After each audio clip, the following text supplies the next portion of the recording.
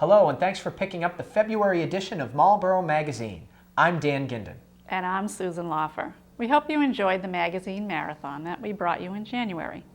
Now we're ready to get started with some fresh stories, like our first one about something most of us have to deal with this time of year: heating oil. Susan, heating our homes has become more of a strain with the double-digit price increases in recent years. We took a look at how this problem is affecting Marlborough and the assistance programs that are available to people.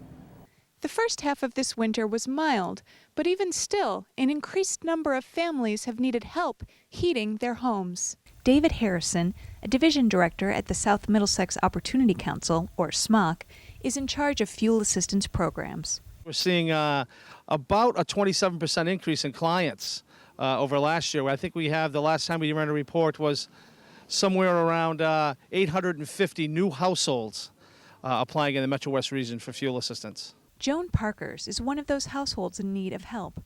With the cost of home heating oil rising dramatically over the past 3 years, winter has become an increasingly stressful time.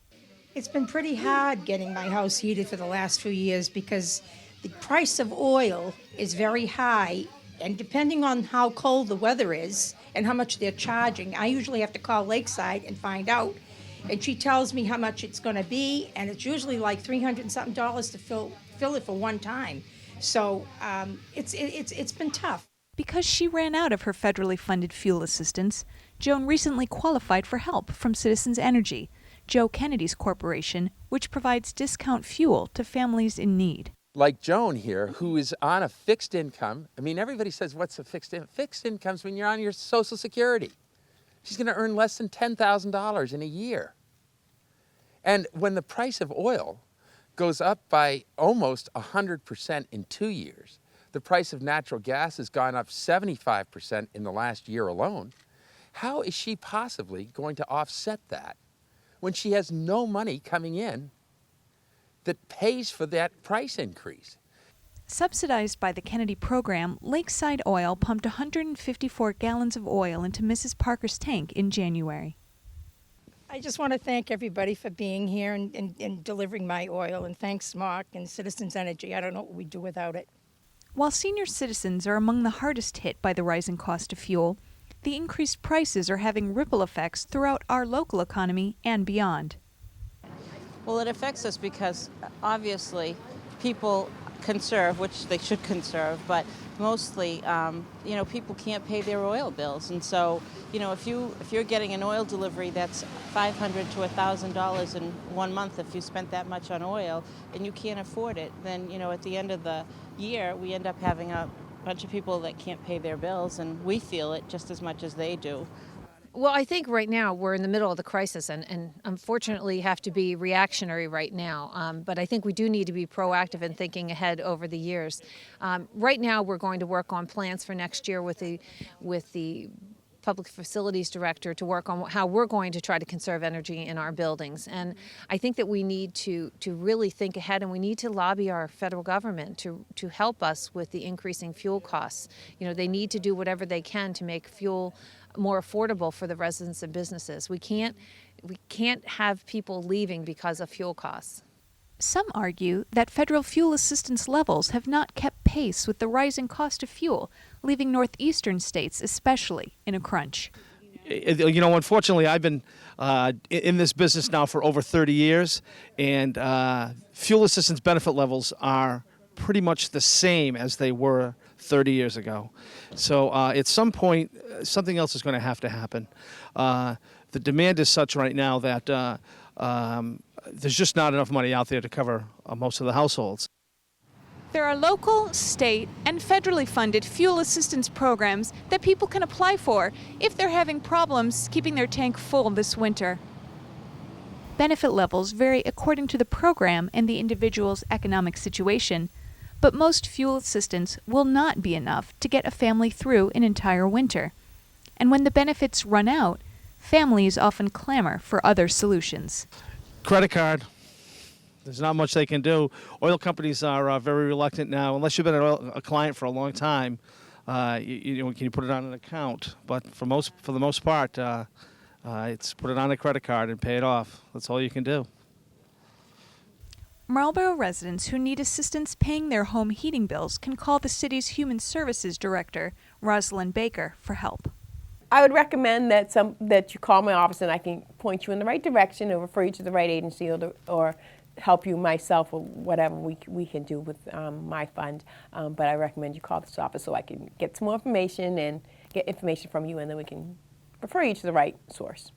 The Marlborough Council on Aging at 250 Main Street is an intake point for fuel assistance applications for residents of any age.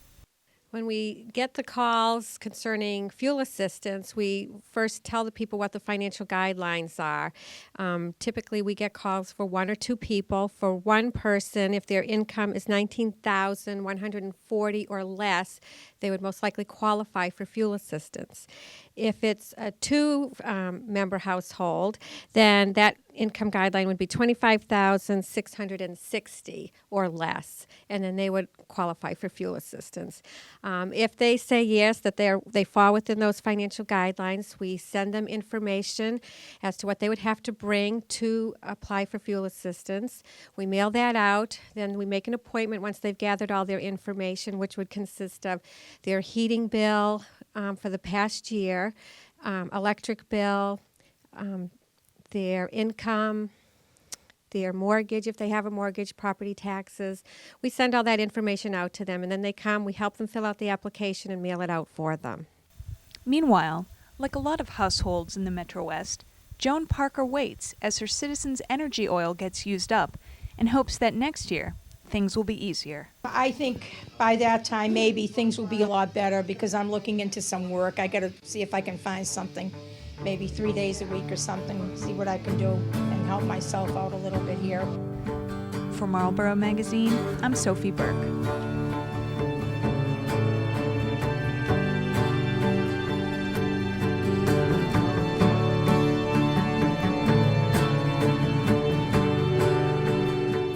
One assistance program that helps with the fuel is the Mayor's Charity Relief Fund. Their fundraising ball event is coming up on March 18th. You can call the Mayor's office for more info or just watch the bulletin board on our sister station, M8.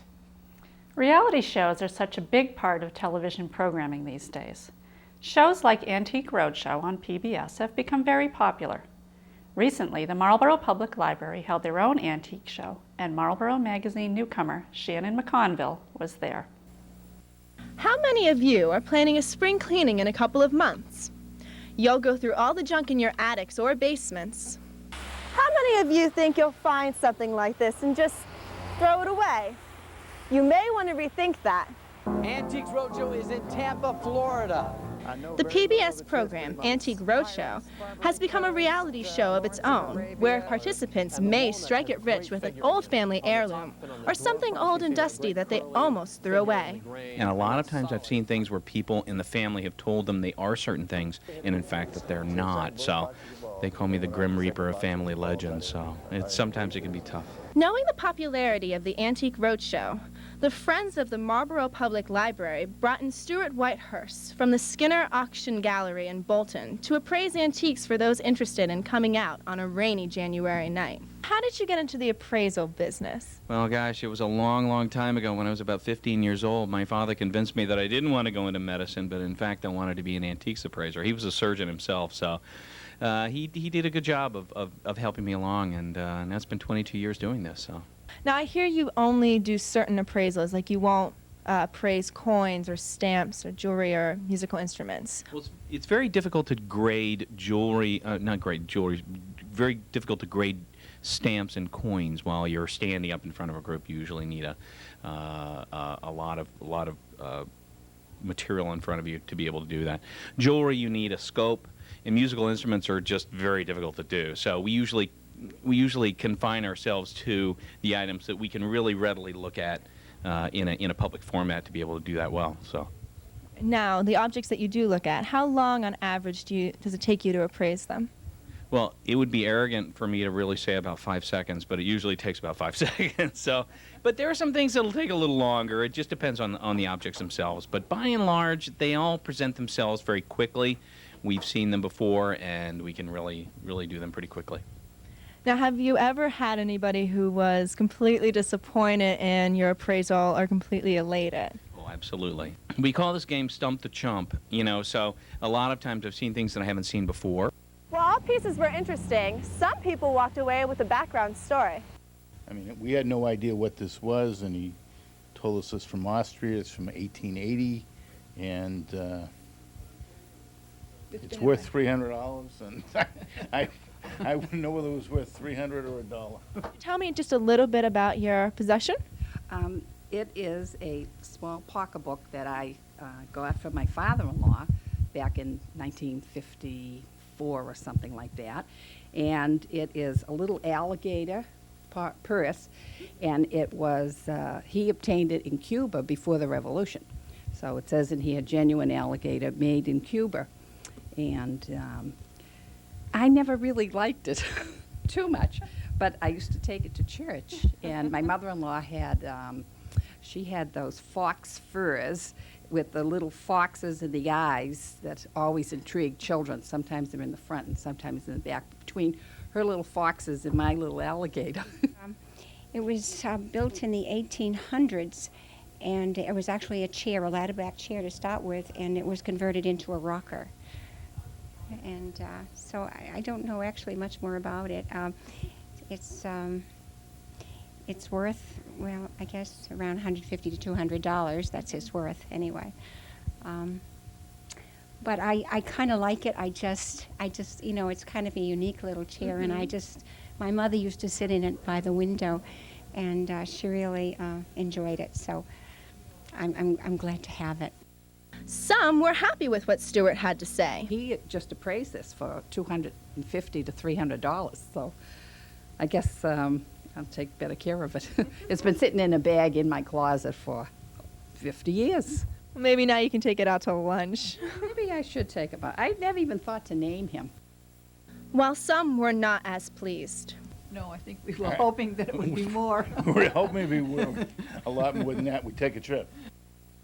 So this spring, when you're cleaning through your attics, basements, or closets, you may want to rethink about throwing out that old dusty whatever. For Marlborough Magazine, I'm Shannon McConville. An important step in the effort to build an economic relationship with Marlborough's sister city, Akiruno, Japan, was accomplished in January.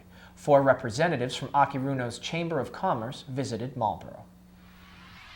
When 4 members of the Akiruno, Japan Chamber of Commerce visited Marlborough in January, a sometimes frustrating barrier to communication was the language. But despite the different languages, major sentiments were able to get through. Kindness.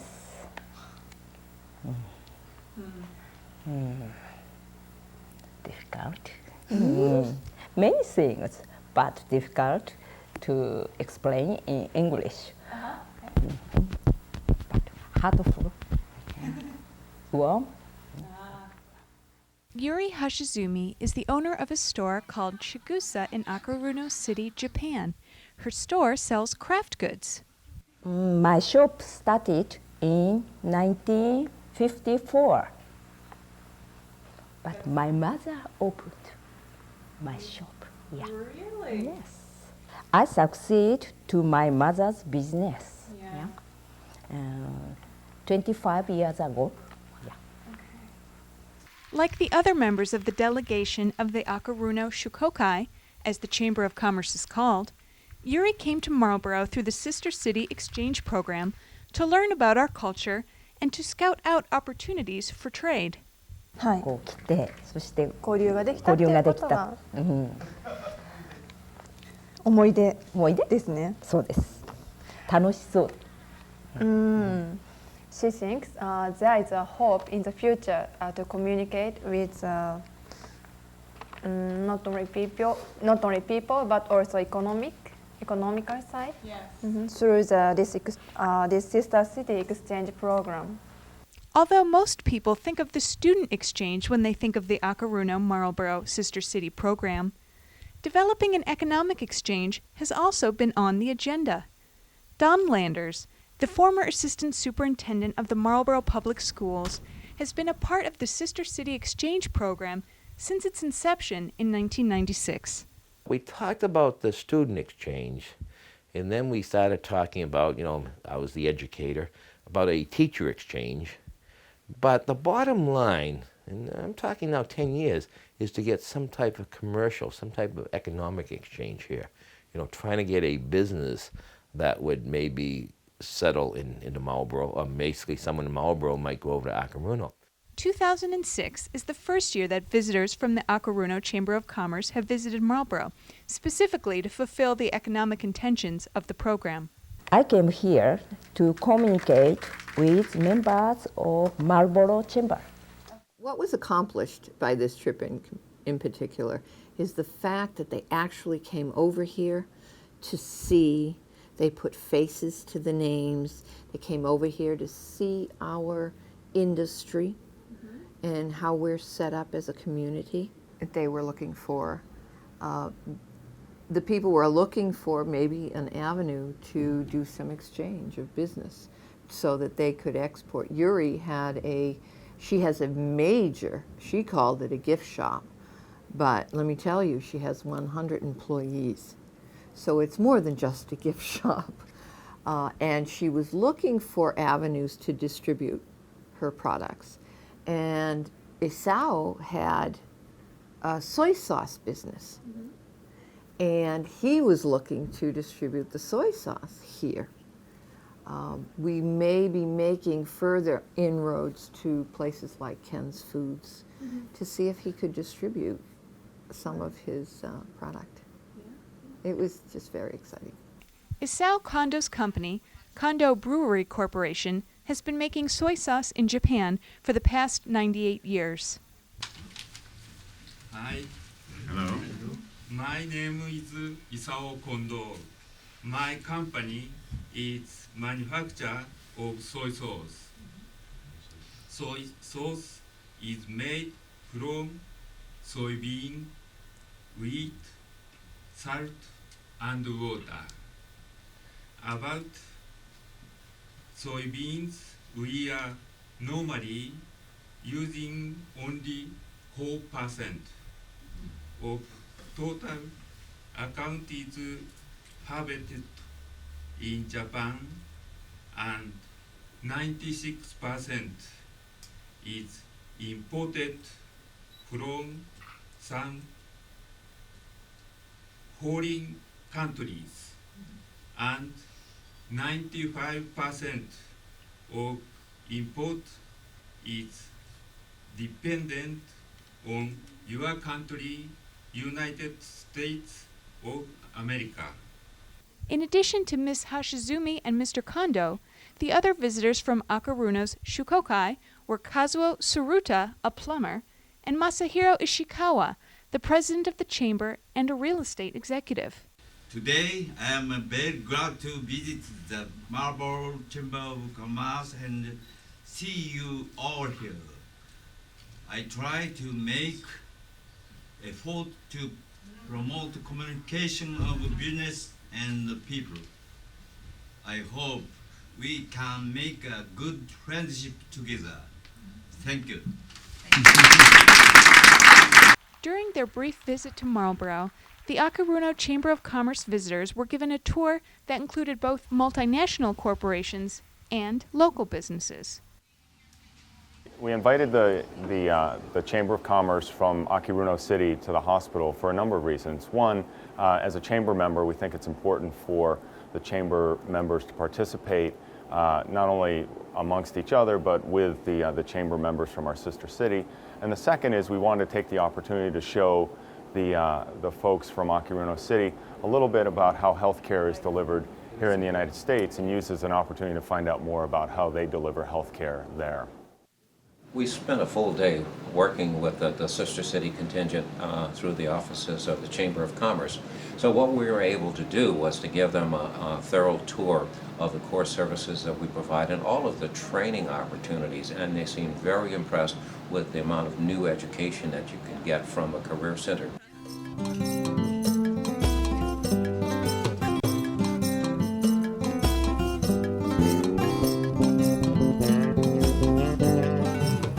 After a whirlwind 4 days, the Akaruno guests learned a lot about the city of Marlborough.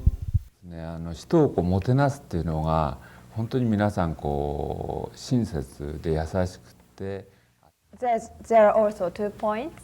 At first, he was very impressed by the hospitality because they are so kind and they are friendly. So wherever he visited, everybody so kind. So, and second point is a strong community, strong bond in this community, because there's a tight bond between companies and schools and other chambers. So very big and strong connections they have. So that's a very big impression for him.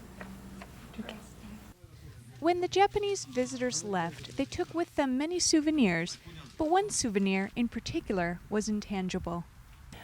This time he stayed in Marlborough City only 4 days, so he couldn't learn so much.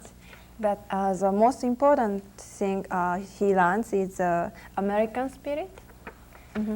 It was very impressive for him, and he wants to go back with the American spirit with him. For Marlborough Magazine, I'm Sophie Burke. That's a great program and a great way for us to finish this edition of Marlborough Magazine. I'm Dan Ginden. And I'm Susan Laufer. Thank you for joining us.